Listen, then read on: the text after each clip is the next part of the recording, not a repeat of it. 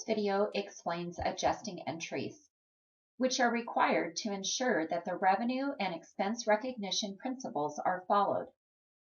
A great example is prepaid or deferred expenses. These happen when a company prepays an expense and then defers recognition of the expense until the expense is incurred.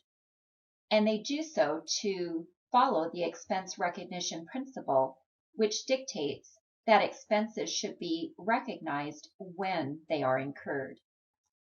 For example, if a company purchases a bulk order of supplies, those supplies will not be expensed right away because they have future value to a business, since they're not all used up instantly. Therefore, when supplies are purchased, the asset account supplies is debited, and then depending upon whether cash is paid right away or whether the supplies are purchased on account, either cash or accounts payable will be credited. Now, since it's not feasible for an accountant to record an entry recognizing the supplies expense that has been incurred every single time supplies are used, instead, the accountant will prepare an adjusting entry right before financial statements are prepared.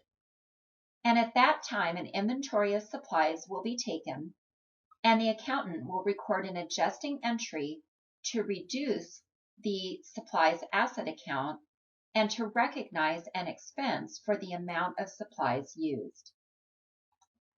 Before the inventory of supplies is taken, a trial balance is prepared to make sure that all of the accounts with debit balances equal all of the accounts with credit balances. Then the accountant can examine the trial balance to determine which accounts need to be adjusted. So in this trial balance, we see that supplies has a debit balance of $2,500. And this originated from a purchase of supplies on October 4 for $2,500. So if an inventory is taken and it's determined that $1,000 in supplies are left on October 31, an adjusting entry needs to be prepared.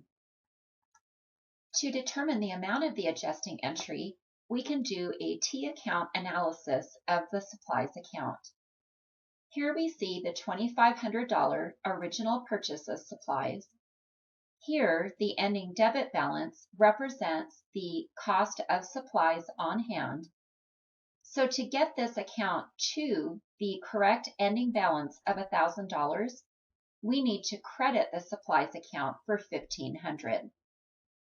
So in our adjusting entry down below, we credit the supplies asset account to decrease it to $1,000, the cost of supplies on hand, and we debit supplies expense to recognize the expense of those supplies that we've used. Here's a quick tip. An adjusting entry will always include one income statement account and one balance sheet account. In the previous example, supplies expense was our income statement account and supplies was our balance sheet account. And before we made that adjustment to supplies, which is a prepaid expense, our asset account supplies was overstated and our expense account supplies expense was understated. Another example is prepaid insurance. Let's say a company pays $600 cash for a one-year insurance policy on January 1. The entry that would have been made when the insurance was purchased would be to debit prepaid insurance and asset account for $600 and credit cash for $600.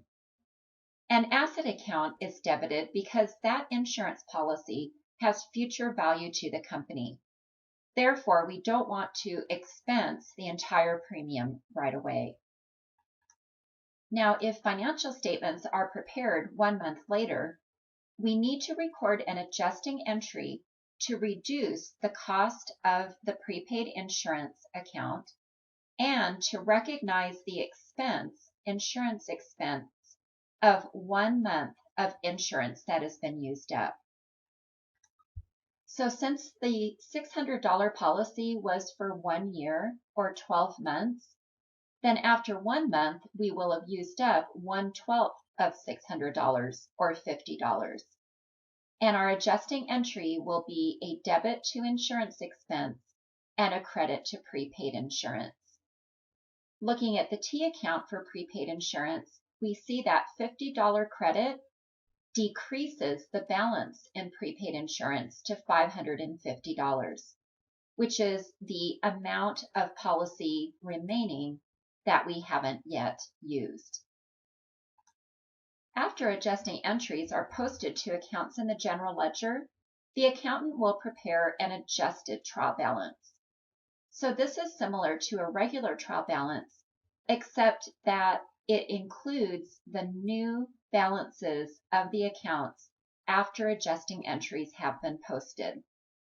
So, for example, for prepaid insurance, we see the smaller amount here listed in the debit column, and we also see amounts listed for insurance expense because we recognize the insurance expense for that month. Now that all of our accounts have been adjusted, the accountant can begin the preparation of financial statements.